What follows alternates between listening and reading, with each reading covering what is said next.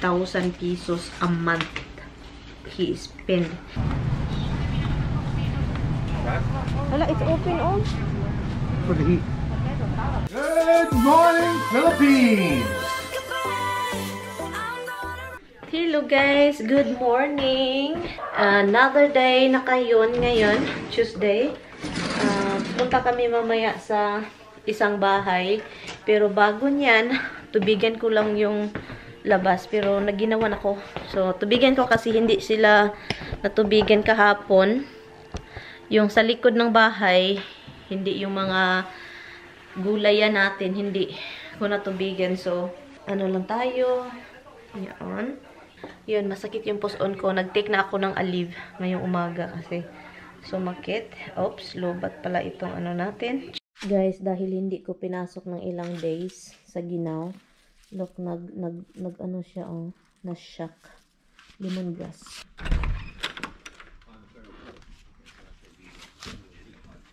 So, ito gamitin natin.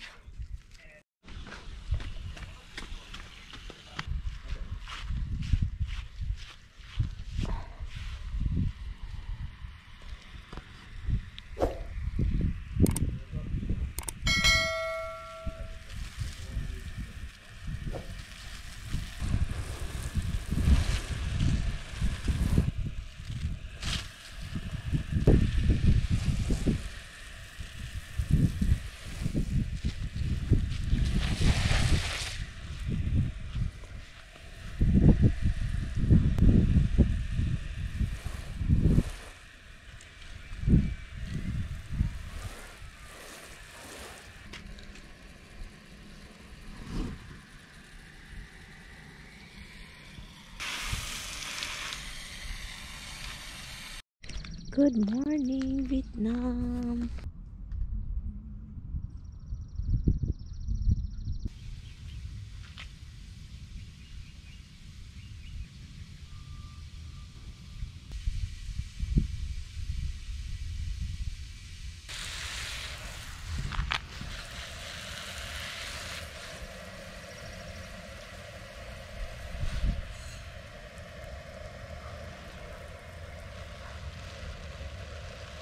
So, ngayon guys, nagtitingin-tingin ako online how to mulch around the tree. Yung parang safe para sa kahoy.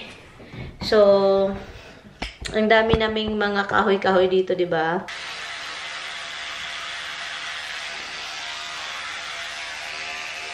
You guys, does you wanna pee? You don't wanna ihi yourself? Go. Okay, let's go inside. Tami. Nag-ano lang si Tami ng gasolina kasi malapit na palang mag-empty itong sasakyan namin. So yun, gasolina siya. Hala, ang taas nito. Sobrang sakit ng puson ko guys, hindi ko kaya. Nag-take ako ng Aleve para naman maging okay. Pero ay nako, nagpasasalamat talaga ako kagabi kasi nagligo ako. Hindi okay pakiramdam ko kahapon pero thankful ako na naligo ako kahapon. Kaya ngayon, yung feeling ko ngayon is masakit.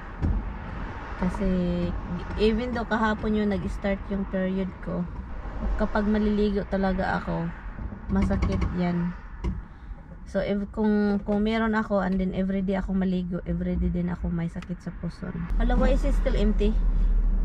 $41 event to be empty. Wow.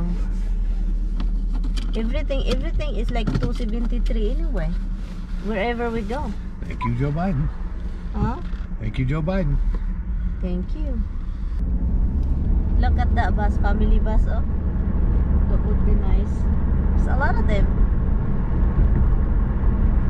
You could take one of the buses and customize it, make a camper out of it. Yeah, people do that though, make it their home. Guys, punta muna kami dito sa bahay ni Bianan bago magpunta sa Costco. Kasi, yung bathroom natin dyan. Diba? Oh, klaro kang lubot, ah. Klaro kang lubot. Diba? Yun yung concern ko kapag meron akong napkin. Is yung napkin baka nagmarka na ba? Klaro na kayo. Anyway, so kunin natin yung mga sulat. Baka may sulat dito. Oh, meron talaga. Ang sulat. Close that door. And close this door. And then, nandito kami magtapon. Ang mga itatapon is mga yung parang mga botelya, mga metal. Hindi tala, metal. Mga basta ganun, mga flamingo. Is that flamingo? No. That's probably bad, Han. Okay. Let's see how much we owe in a... Well, how much we spend. Okay, guys. So, now, I'm gonna see kung magkano yung nagasto namin na wala kaming ginawa kundi na garden. Let's see. It's here. Ito yung ano namin, credit card. So, let's see how much we spent for last month. Last month, this is last month, right? Halahan. Let me see why is it high. Usually, it's lower. Usually, we spend more than, like when Tammy was working, we spend because of the gas and everything, almost 4,000 a month. More than 4,000 a month. Yeah, it's crazy. Now it's been about 2,200 a month. Usually now, when you month is like 1,000 something. No, like 2,000. And now it's 2,000 because I think because this is of the gardening. So yeah, grabe no. Grabe si Tammy makagasto. Tammy spend a lot. You sit here, come here. The revelation, guys. Revelation. So I just looked at your camera. The Home Depot, oh. This is Home Depot, Walmart, Adams. Wow, this is my Adams. Home Depot, I think this is when the Home Depot with the bricks that we got. Guys, if we're in the Philippines, that means 2,000. Or Tammy usually when he was working up, like, okay, make it like 3,000. But even though it's sometimes it's 4,000. But okay, $3,000. Usually it's more than 4. Huh? Usually it's over 4. I know, it makes me crazy before. Okay, make it like 4. How much is that? $2,000 is 100. That means 200,000 pesos a month he spend. Well, that was when he's working, like pshing, pshing, pshing. His food, he buy food and extra food, and I'm shopping over here, up there, and he's shopping here, and the gas and this and that, like, you know, food shopping. So what is this? Okay, then we should pay them. Usually we then it says expire, your contract expire May 7th. next month. A few days. This is gonna be... That covers the water pipes going all the way to the street. Okay, then we should pay this. And this is here. You should pay this, okay? Pay. PP. So guys, I told Tommy, guys, that if he doesn't really wanna... Because I really wanna have a property in the Philippines. I'm gonna have in the future. So, no matter what he says. 2,600. Almost 3,000. Yeah, almost 3,000. So... Okay, let's see why. I told Tommy because in the future, no matter what he said, I really wanna buy even just a small land, you know, just when we go there, when we both get so old, travel, we have our own place, and also. Oh well, we got on here. What's in there? We got the 2 car batteries. Oh, the ship lantern, my birthday. Oh, Firestone. What is that Firestone? Oh, that's the one you the battery. But anyway, so Tammy, I really wanna move to Florida, guys. So I told Tammy if he doesn't really wanna live to the Philippines, kasi ayaw talaga niya, kasi sa init. And so yun, Florida. I told him we're really gonna move to Florida. Pagkatapos talaga nito, guys, yun talaga yung plano, guys. Kasi gusto ko talagang titira doon. Kahit doon nakakatakot dahil sa tornado, hurricane, gano'n. Pero gusto ko talaga doon. Kasi iba talaga sa ano doon, makatira. Nakatira ako doon, di ba? Quick, short, ano lang. Short time. Here's my limit if I want to pay overtime. American Express, you have to pay everything every month. Yeah. But they put me on a program, so if I want to pay stuff little by little, yeah, my limit is $35,000. So if you pay over, if you pay the whole thing. Well, I have no limit, spending limit, but my pay over time limit is $35,000. In other words, you can spend $35,000 a month. $50,000 a month. Yeah, but who's crazy gonna do that? But I have to pay 15 of that I have to pay. 35 I can pay partial. I don't do the partial. I don't because I don't. I know. Then you're paying a lot of interest. It's not worth it. Okay, this is also, guys, na Tommy. So when you, this is the story. When the people said if you have credit card, you owe a lot of money. You have credit. Yes, it's a credit, but Tommy, every time he spend in credit cards, my credit card, his credit card, you pay Full. And this way you're not paying interest. Yeah, he pays, so we don't owe anything. Every month we don't owe anything. So basically, you're only paying for the products you buy. You're not paying extra. Yeah, so yun yung ano kay Tommy Kaiba. And it gives you a few weeks before you have to pay for it. So you buy something today, you get a few weeks, and as long as you pay for it in full, it doesn't cost you anymore. Yeah, so yun. Kasi usually, if you have credit card, said, oh my God, I owe a lot of money, and then you know, like you run up a $5,000 bill, you give them $1,000, you still owe $4,000 interest on that. You pay $500 on top of the $4,000 in interest. So yun yung kaibahan kay Tommy. So yun yung kaibahan na nagustuhan ko sa kanya, kahit nakaka-high blood pa minsan, pero yun yung nakakaano sa kaiba sa kanya kasi fully paid talaga niya lahat kung ano yung bayaran. So we really survive a lot in the Philippines because we're not gonna spend 200 or 1,000 pesos a month in there. Seriously, the money is so big in the Philippines. I mean, it's not so big, but it's like. What are you doing my ear? I'm looking if you have piercing. Yes, you have a hole in here before. Yeah. Huh?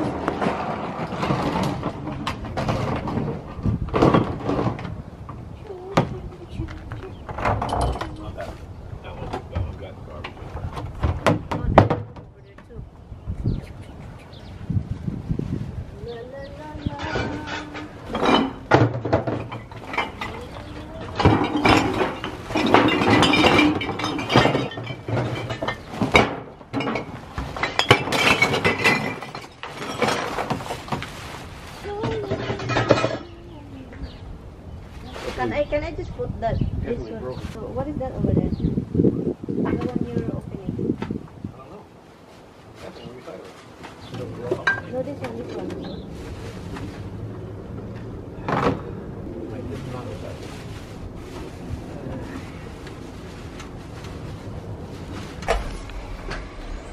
Okay.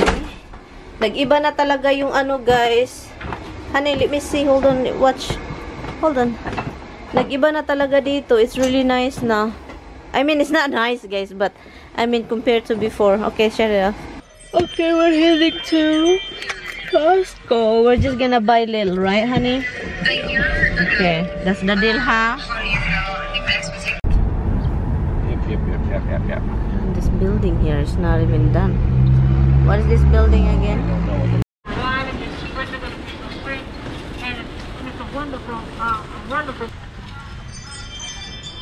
Vitamin D.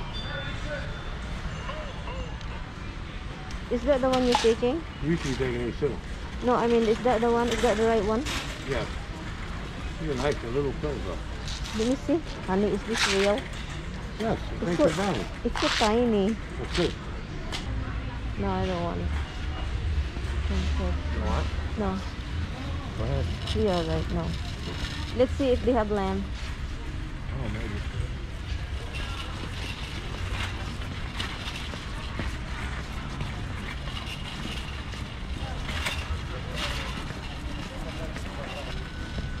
Oh my God.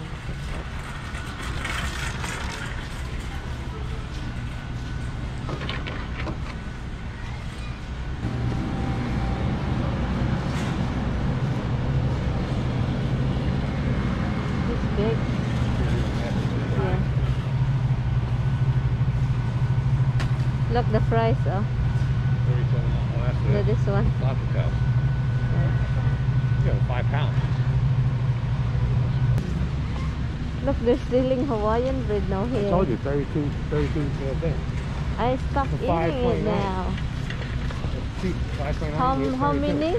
32. Really? I told you last time I was here, you said, no, don't do it. Oh, Hawaiian bread. What? How many is in here? Are you 32. sure? That's it. You get 5.29. That's cheaper than you get 24. Yeah, that's good. You want to get two of them? No, because you know what, honey, I start. It's up to you.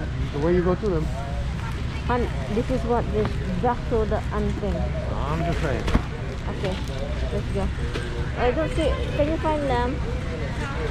Yeah. Look for it. Lamb. I'll look for it.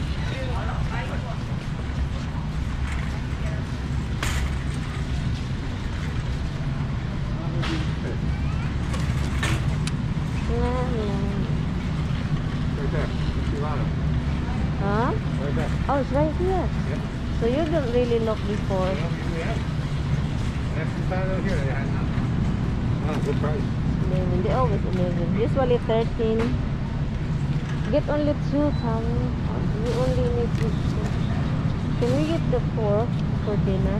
The fork over here. Yeah, pick one out.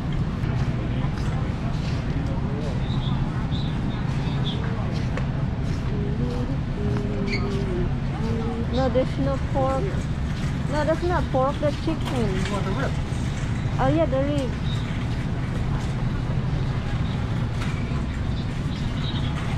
Es que ninguna tiene, esa tiene pollo, por eso está. Ninguna tiene pollo.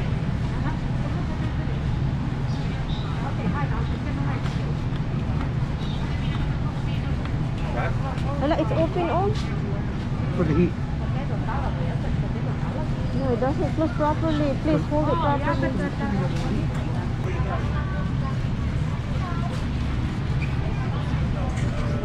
Put it here. Oh, this is where you get the turkey.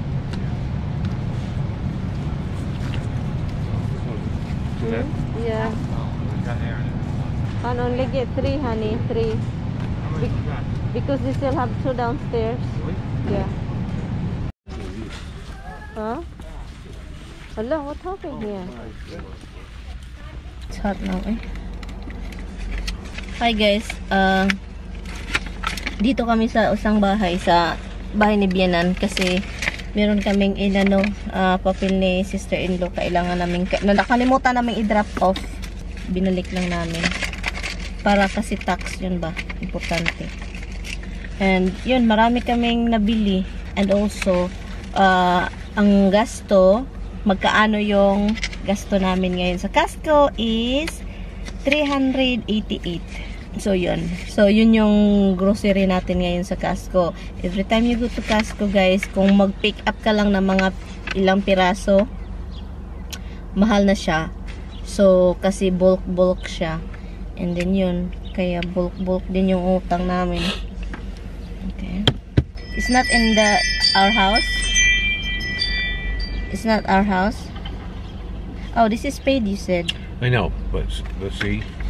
Okay. This could be April 12th, but the way he wrote it, it could also be December 4th, which is the proper way. And look at how he writes these.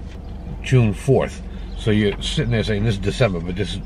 So can we call him instead? I try calling. They don't answer the phone. It's like it's a phone that you can't get to. All right, so I'm not gonna leave it. Yeah. And can you go inside the house? Yes. You need something in there while I'm in there? No, What? just drop it and let's go home. That. Because traffic now. So our gardener guys is a problematic.